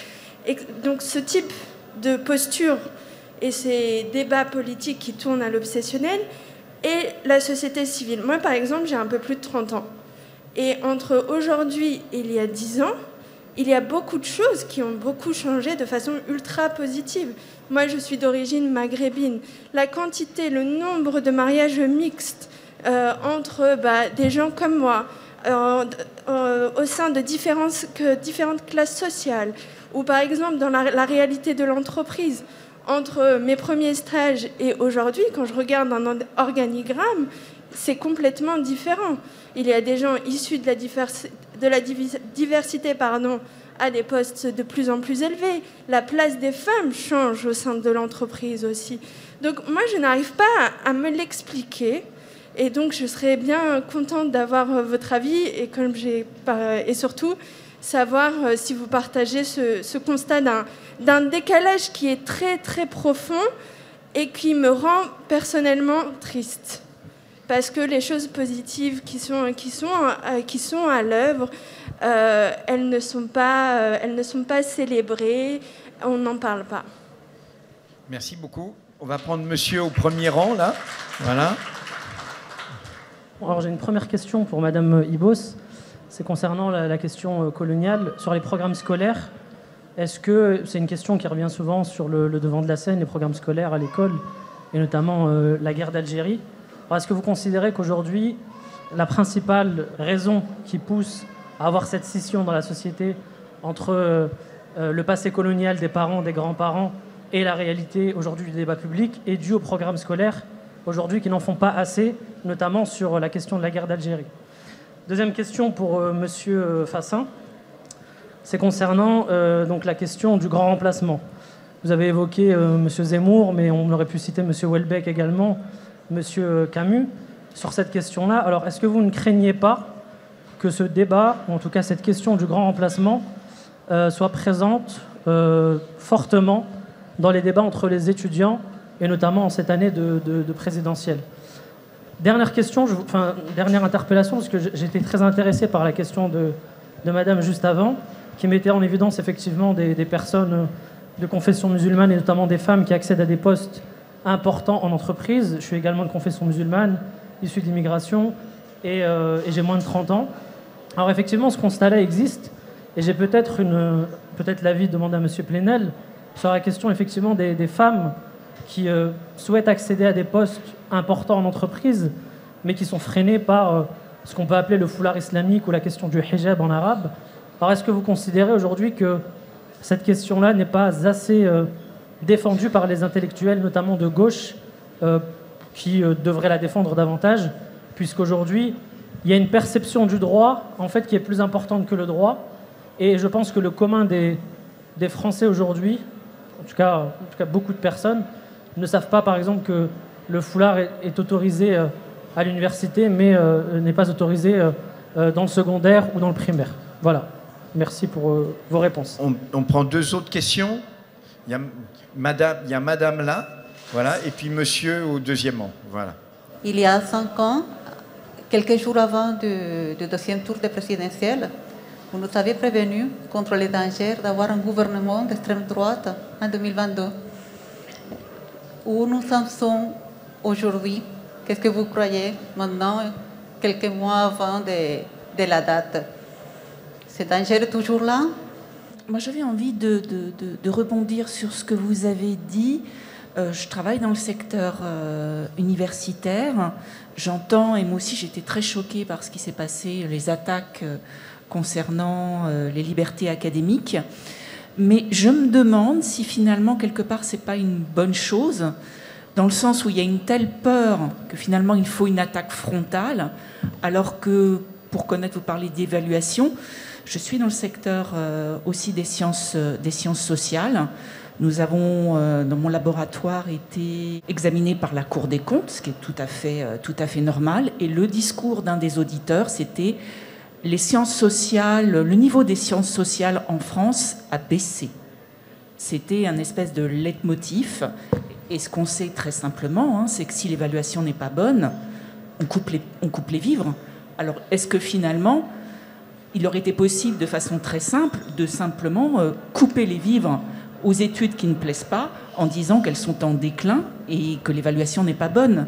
Voilà, et je me dis que peut-être que finalement, le fait qu'il y ait une attaque frontale, c'est qu'il y a une peur et que, justement, il y a des choses à faire. Merci pour vos interventions. Effectivement, je crois qu'il faut souligner le fait qu'on s'en prend toujours à, entre guillemets, aux intellectuels dans des périodes un petit peu comme celle-ci.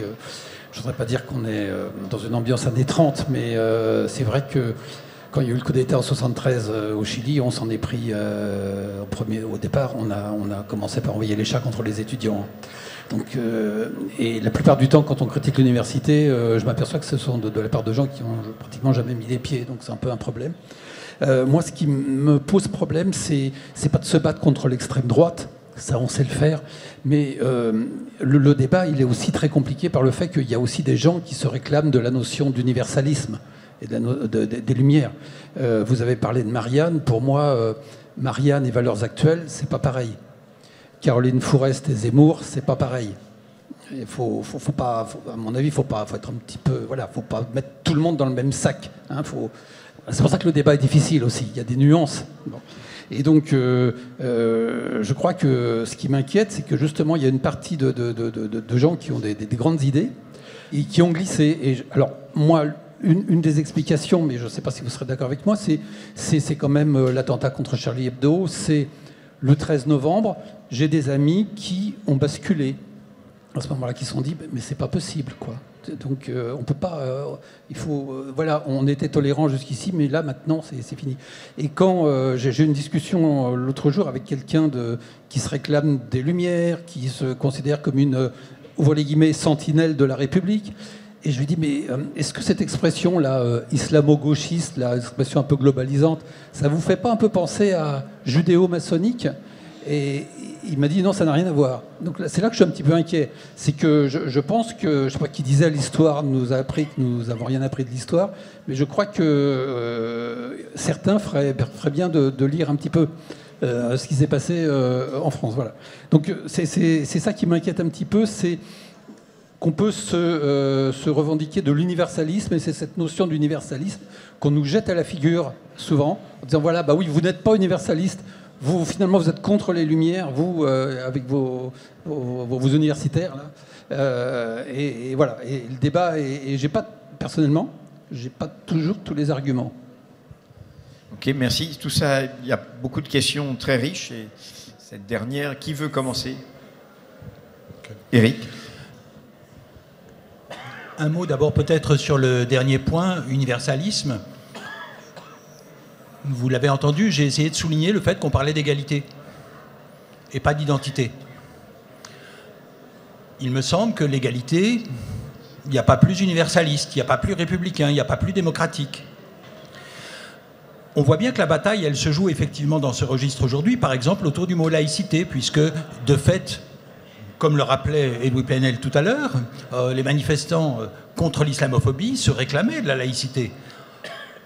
En revanche, un certain nombre de gens qui, aujourd'hui en France, invoquent la laïcité, le font systématiquement contre les musulmans et oublient que, par exemple, on a eu des manifestations très importantes à l'initiative d'évêques en France il y a quelques années. Je n'ai pas entendu les gens brandir la laïcité contre la manif pour tous. Alors que le 15 août 2012, eh bien, on avait des évêques qui prêchaient contre le mariage pour tous. Si ça, c'est pas une question de laïcité, ça veut dire que la laïcité, c'est juste quand on parle des musulmans. Autrement dit, ça n'a plus rien d'universaliste. Donc oui, la bataille pour dire que l'universalisme, c'est de parler de liberté et d'égalité et non pas parler de certains groupes sociaux, ça me paraît important. Ensuite, je suis très sensible à la première question, ou remarque, ou enfin analyse, parce qu'effectivement, je crois que nous avons d'un côté essayé de décrire des attaques de les comprendre, d'en rendre compte, etc.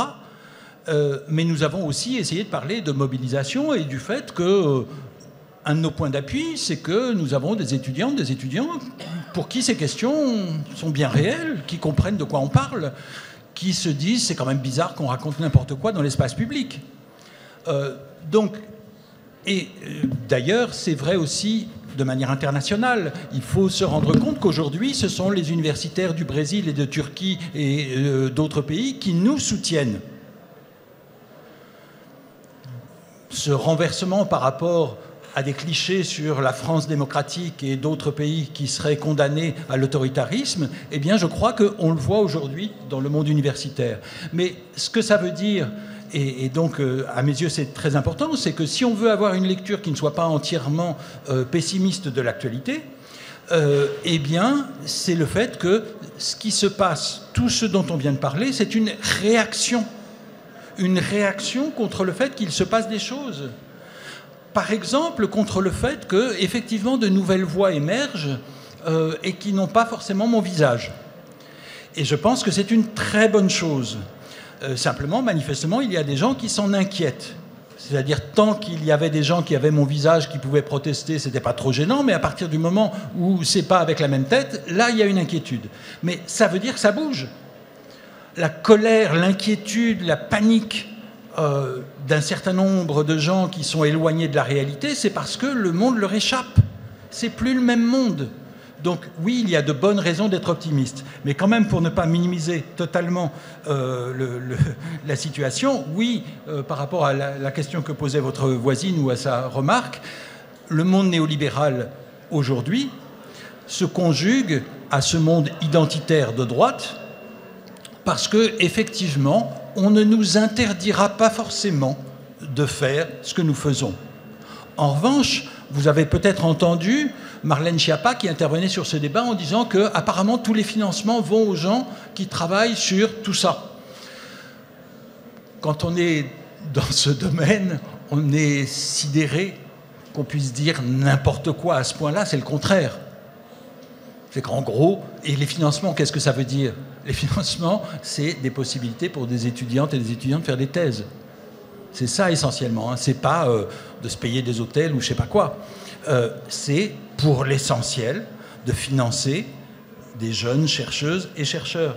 Or ça, si vous croyez qu'aujourd'hui c'est facile de faire une thèse dans ces domaines, eh bien, c'est pas le cas.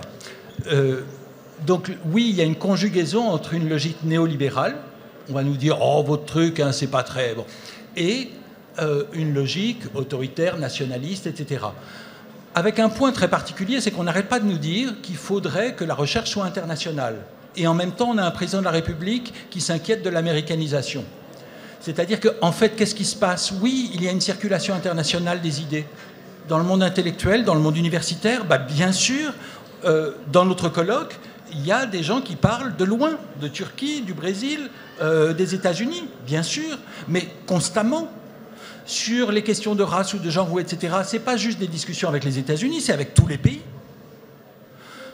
À l'inverse, les gens qui aujourd'hui se replient, y compris dans le monde intellectuel, voudraient une sorte de nationalisme épistémologique. C'est-à-dire, on reste entre soi. Ça, c'est la négation de l'universalisme. Dernière chose, et je me tais après, sur la question ne m'était pas adressée, mais sur est-ce qu'il y aura l'extrême droite au pouvoir en 2022 ? En tout cas, je crois que sur aujourd'hui, ce que nous venons de décrire, c'est que les idées de l'extrême droite se portent assez bien au pouvoir. Caroline ? Alors, je ne vais peut-être pas répondre à tout. Je vais rebondir sur quelques points.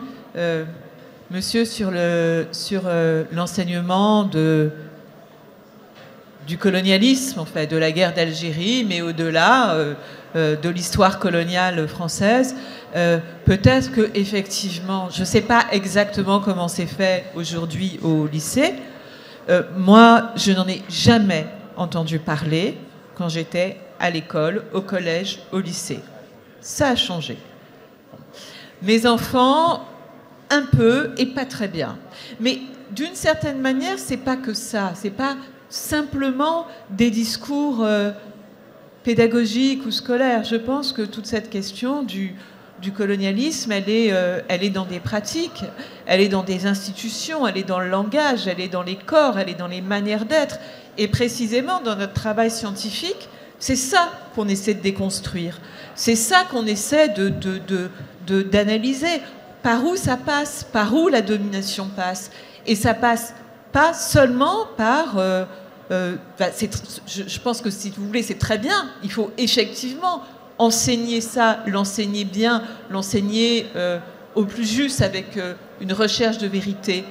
Mais plus largement, il faut aussi déconstruire, dénaturaliser tous les dispositifs qui sont là pour que les formes de domination se reproduisent.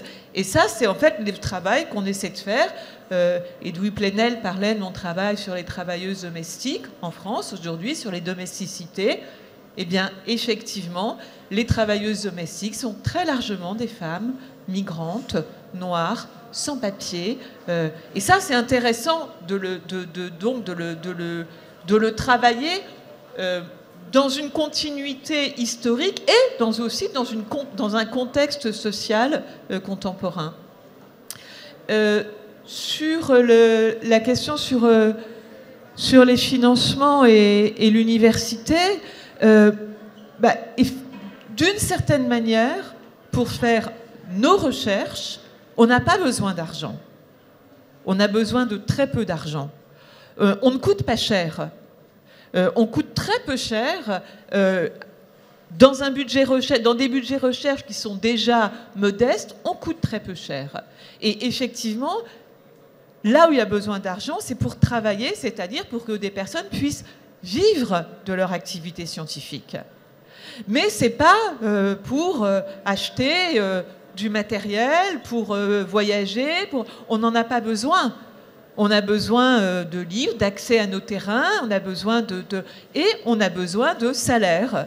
Donc effectivement, une manière de faire que ces champs de recherche n'existent pas, c'est de couper les financements de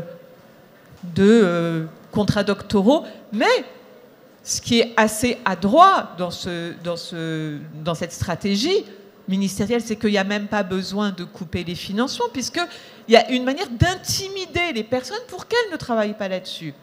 Donc ça coûtera encore moins cher, parce qu'effectivement, aujourd'hui, pour avoir envie de faire une thèse mobilisant, donc ce n'est pas sur l'intersectionnalité, mais avec une perspective intersectionnelle, ce n'est pas très facile. Ça va au-delà du courage, c'est-à-dire que ce n'est pas stratégique de faire une thèse là-dessus. On sait qu'on n'aura pas de poste, on sait qu'on n'aura pas d'argent pour financer sa thèse, et ensuite, très probablement pas de poste. Et puis sur la question sur l'universalisme, la laïcité, la République, en fait, dit comme ça, ce sont juste des grands mots. Quel sens est-ce qu'on met derrière ? Quel sens on met derrière le mot universalisme ? Ça ne suffit pas de le dire. Quand Caroline Fourest brandit la République, ça ne suffit pas qu'elle le brandisse. Il faut quand même expliquer un peu ce qu'elle met derrière. Ce qu'elle met derrière, à la fois dans le concept, mais aussi dans une espèce d'histoire critique de la République. Parce que la République, l'histoire, il faut aussi la dénaturaliser. Ce n'est pas quelque chose qui est minéralisé une fois pour toutes. Or, précisément, avoir ce recul critique sur la République, et là je ferai le lien avec le grand remplacement, je ne sais plus qui parmi vous parlait du grand remplacement. En fait, l'idée du grand remplacement, elle était déjà là dans la Troisième République. Et l'affaire Dreyfus, tout ça, c'est aussi une peur du pourrissement, de la gangrène de la France par les Juifs. Et à l'époque, ce grand remplacement, cette peur du remplacement, cette peur du pourrissement de la nation, elle était incarnée dans les Juifs. Et aujourd'hui, c'est plus dans les Juifs, c'est dans les musulmans. Mais donc, le mot République, la République, elle a très bien vécu avec l'affaire Dreyfus. Dreyfus, il a été condamné. Et Zola, il en est mort de l'affaire Dreyfus, puisque des anti-Dreyfusards sont allés lui boucher sa cheminée qu'il a étouffée. Donc, la République, l'idée républicaine, l'universalisme, la République, ça ne suffit pas de le dire. Il faut voir comment c'est mis en œuvre aujourd'hui et aussi revoir cette histoire critique de la République. C'est pas comme si la République, comme si l'idée républicaine, c'était quelque chose qui avait vraiment produit toujours, à tout moment, de l'égalité, de la liberté, parlons même pas de fraternité, c'est un mot sexiste. Je vais mettre mon grain de sel à cette discussion, parce que je trouve que toutes les questions ont été très, très, très en écho et très riches, au fond, de cette réflexion collective, hein, même si nous, on est dans cette situation de tribune. Au fond, on est intelligent à plusieurs, hein, on essaye de penser ensemble. Je vais commencer par la première question, qui était de dire, mais quand même, c'est terrible, parce qu'il y a une vitalité dans ce que vous disiez, madame, il y a une vitalité dans la société. On en est le témoin ici, hein, y compris l'histoire de Mediapart en est le témoin. Le débat qui va suivre tout à l'heure, à 13h30, ça s'appelle La Relève. C'est animé par Redija Zerwali, qui a fait un superbe podcast sur les jeunesses d'aujourd'hui. La Relève. Donc on est bien dans cette situation-là. On avait popularisé sur Mediapart une phrase d'un penseur oublié qui est « La crise, c'est quand un vieux monde est en train de mourir, mais il ne veut pas mourir, il s'accroche, il devient méchant, il devient autoritaire, il devient violent parce qu'il a peur de mourir. Il sait qu'il est condamné, mais il ne veut pas mourir. Et puis il y a un nouveau monde, c'est des petites pousses, c'est du froment, c'est du levain comme ça, mais il n'a pas réussi encore à s'imposer, ce nouveau monde. Il est là.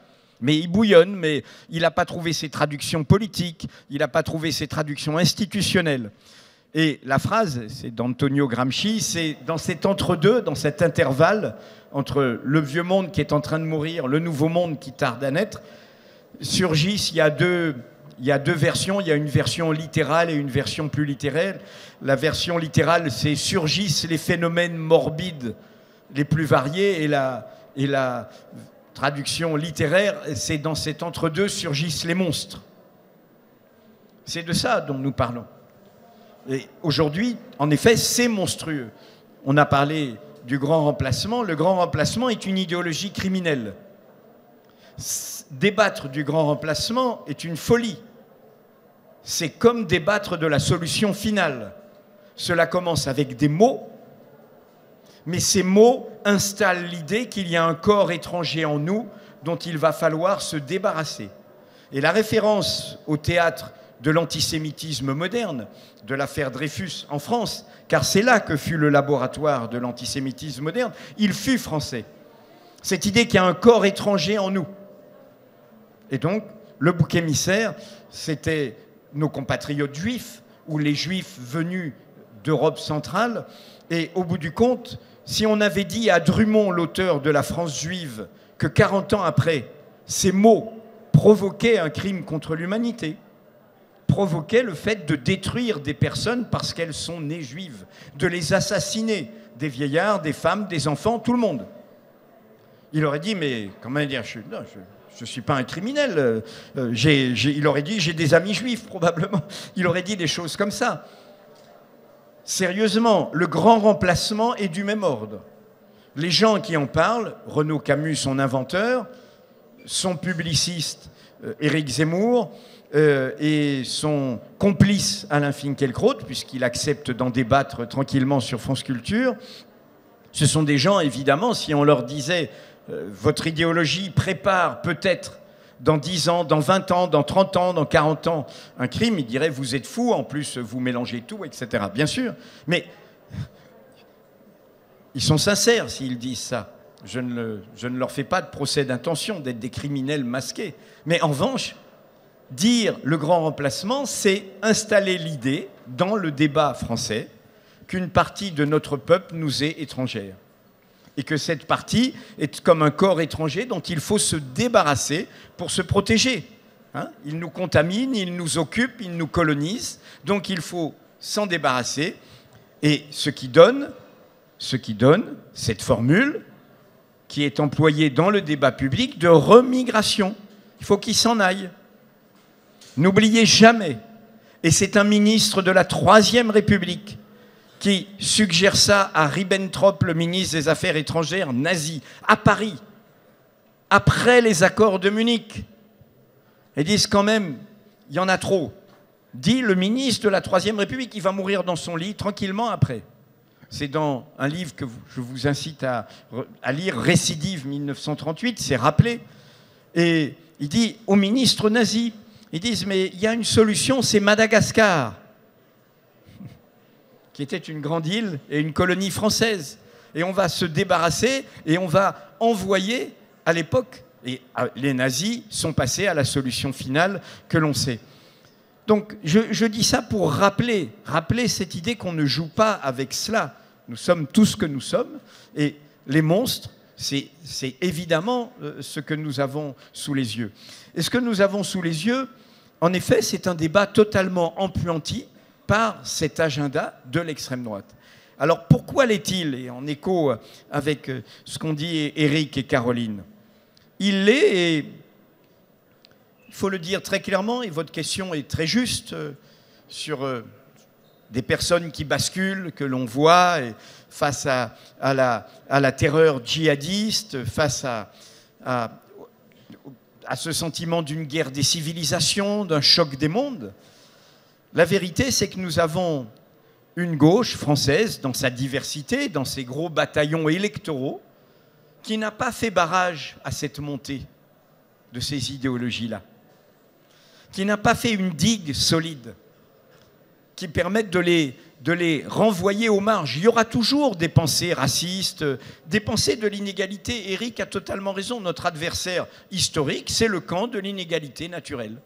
Les femmes sont inférieures aux hommes, des origines sont inférieures à d'autres, des nations sont inférieures à d'autres, des cultures sont inférieures à d'autres, des religions sont inférieures à d'autres. Il y aura même des écrivains talentueux pour le penser. Vous avez cité Houellebecq comme l'écrivain d'aujourd'hui, mais c'était Joseph de Maistre, c'était Maurras, l'Action française, et une sorte de talent esthétique de l'inégalité. Il y a toujours eu ça. Mais c'est aux marges. Pourquoi ça arrive au cœur du débat public, politique français?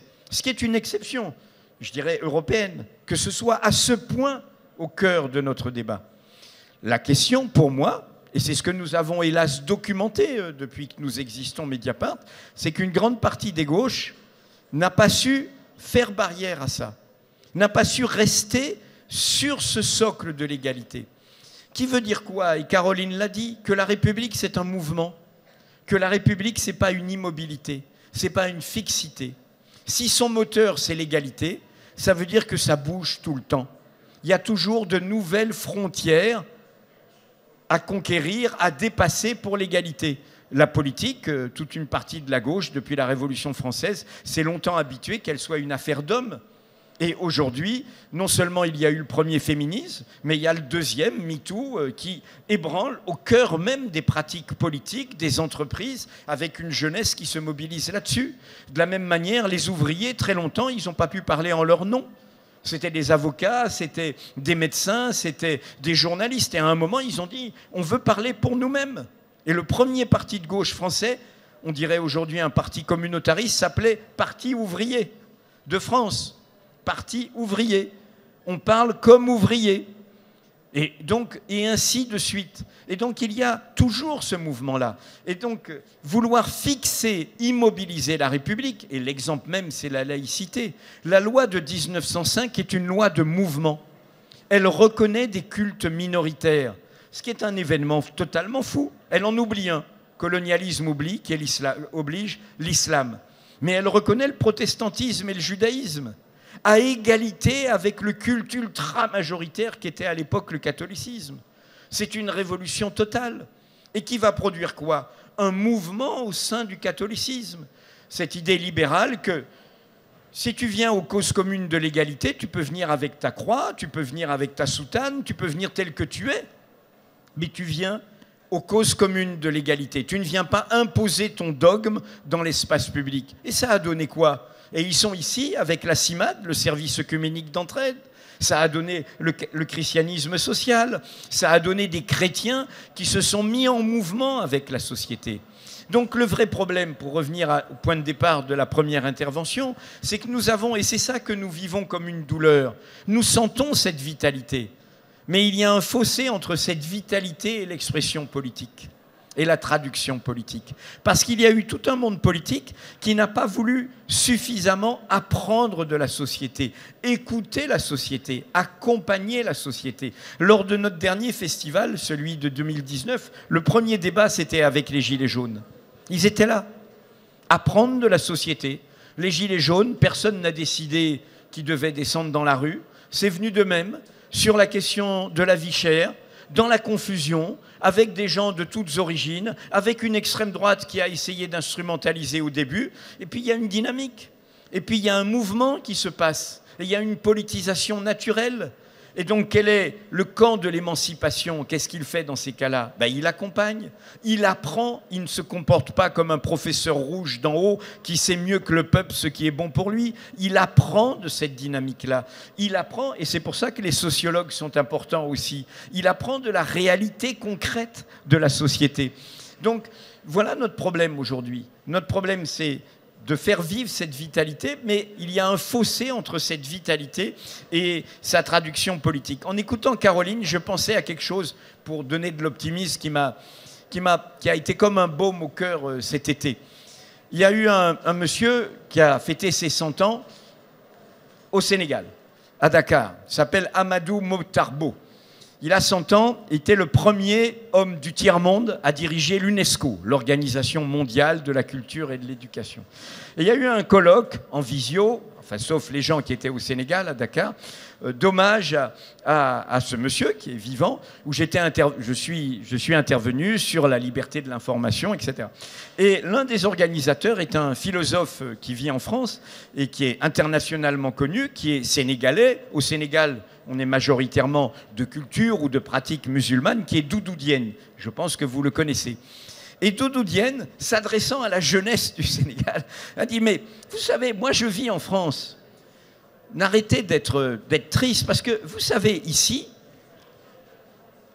pour les vieilles personnes comme pour les petits-enfants, c'est nous qui nous en occupons. » Les personnes sur lesquelles vous travaillez, c'est-à-dire les assistantes pour des personnes âgées, elles viennent des migrations.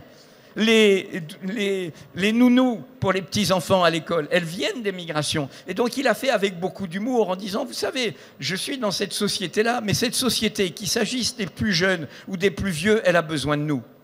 Et c'est nous qui la tenons debout. Et c'est nous qui la faisons marcher. Alors, c'était fait avec beaucoup d'humour, mais pour dire qu'on est... C'est pour ça qu'il n'y a pas de raison de désespérer.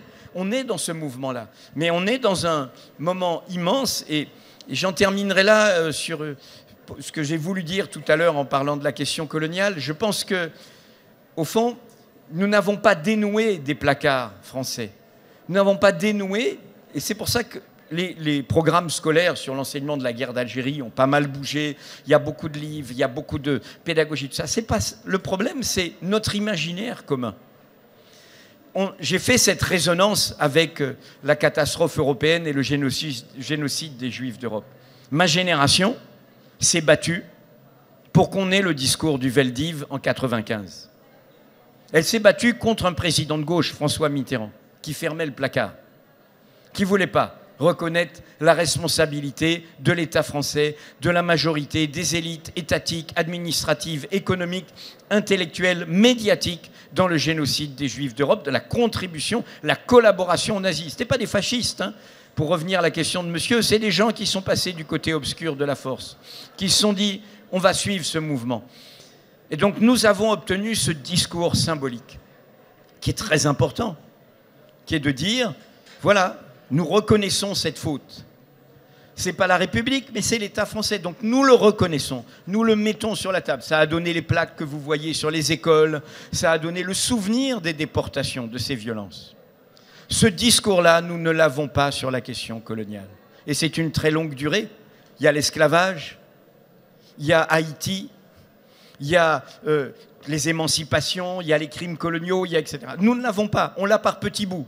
Maurice Audin, l'avocat Boumedjel, maintenant les harkis, car les harkis sont concernés, mais nous n'avons pas ce discours qui nous réconcilierait tous, c'est-à-dire réconciliation des mémoires et vérité de l'histoire, hein, tout dans notre diversité.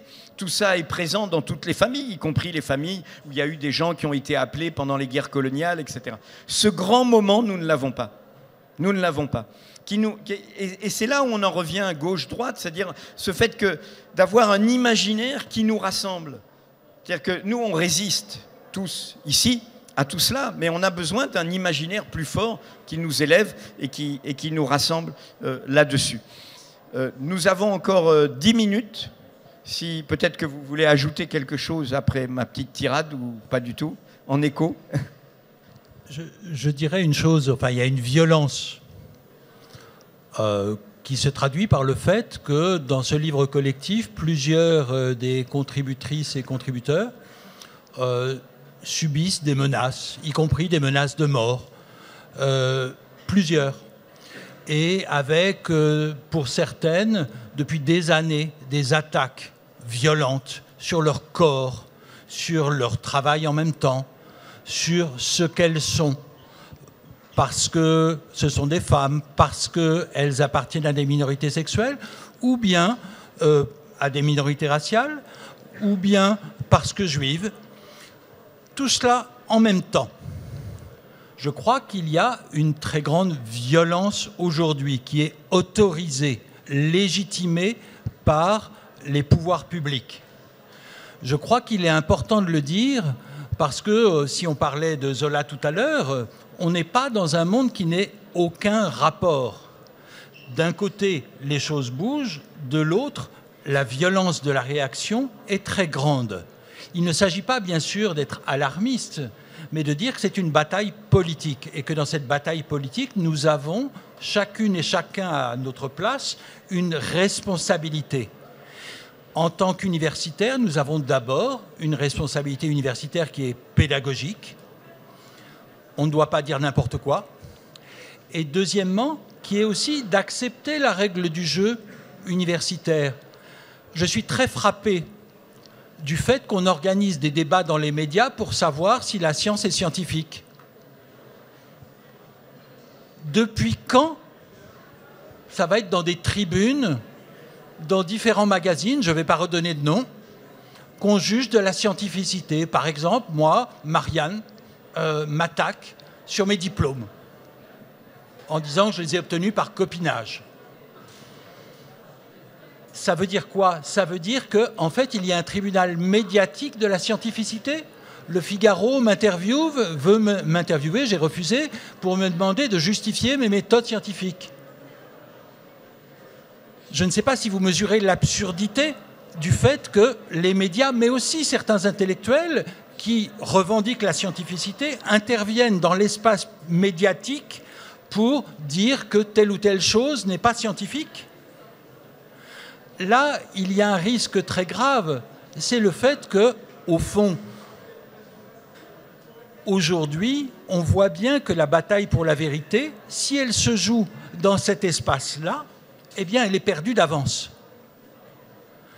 La vérité, bien sûr, ce n'est pas une vérité définitive. Encore une fois, ce n'est pas des vérités théologiques, ce n'est pas le point de vue de Dieu, c'est tout ce que nous revendiquons collectivement.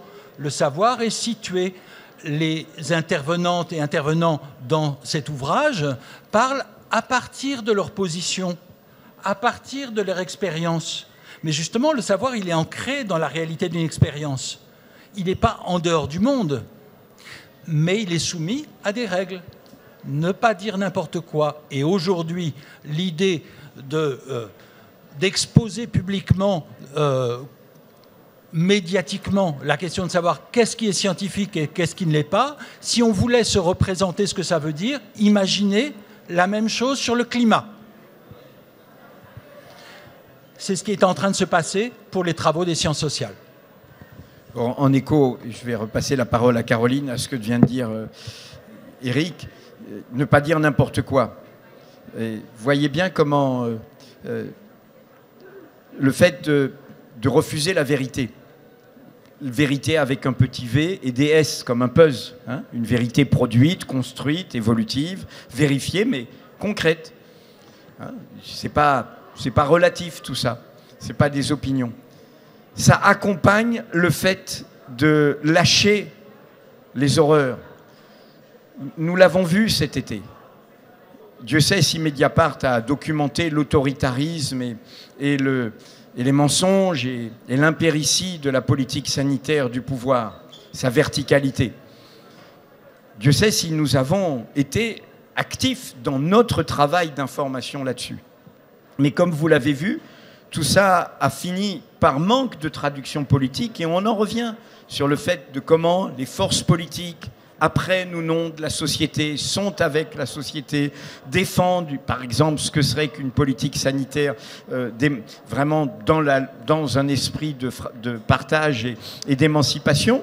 Du coup, tout ça s'est un peu nécrosé cet été et c'est nécrosé dans l'émergence d'un discours ascientifique, de refus de toute vérité scientifique par rapport aux politiques sanitaires, par rapport à la question du vaccin. Et que s'est-il passé à ce moment-là? Le surgissement du noyau dur le plus archaïque, comme on a un cerveau reptilien, j'allais dire, du racisme en France, c'est-à-dire l'antisémitisme le plus fruste et le plus grossier, qui est ressorti là, et qui est arrivé, et qui s'est exprimé, et qui s'était battu dans l'espace public. Ce qui rejoint l'alerte que nous avons toujours dit à nous, à Mediapart. Le racisme, c'est des poupées gigognes. Vous prenez le bouc émissaire du moment, vous l'installez. Mais du coup, comme les poupées russes, hein, c'est-à-dire qu'à partir du moment où vous l'avez installé, les autres vont surgir. Et d'ailleurs, tous les autres. Dans le cas de Zemmour, à quelqu'un qui a une certaine oreille complaisante pour son discours sur les Arabes, les Noirs, les musulmans, sortez lui tout de suite ce qu'il écrit sur les femmes. C'est un homme qui dit aujourd'hui, sans aucun problème, que les femmes ont un cerveau plus petit que celui des hommes, hein, et que la prédation est quelque chose de naturel dans notre histoire, et que les hommes ont le droit d'être des prédateurs. De la même manière qu'il a fait l'éloge, c'est pour ça qu'il a été condamné, de la discrimination raciste à l'embauche. Donc, et par ailleurs, qui réhabilite Vichy, au passage, tout ça a fait sens.